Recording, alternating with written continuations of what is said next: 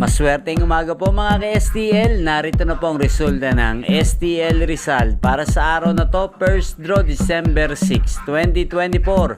Araw ng Biyernes. Naway ang mga natayan nyo pong mga numero kanina ay manalo nawa ngayong umagang ito, 11 AM. Kaya kunin nyo na po ang inyong mga tickets. Narito na po ang resulta. Ang mga numerong nanalo sa STL Rizal ngayong umagang ito, December 6, 2024, 11 AM. First draw result, 8 at 1 in exact order. Sa lahat po ng tumaya kanina sa STL Rizal para sa first draw ng 8 at 1, congrats po sa inyo. Panalo po kayo again, 8 at 1 in exact order. At ngayong umagang ito, shoutout po natin sa STL Rizal si Ate Emma.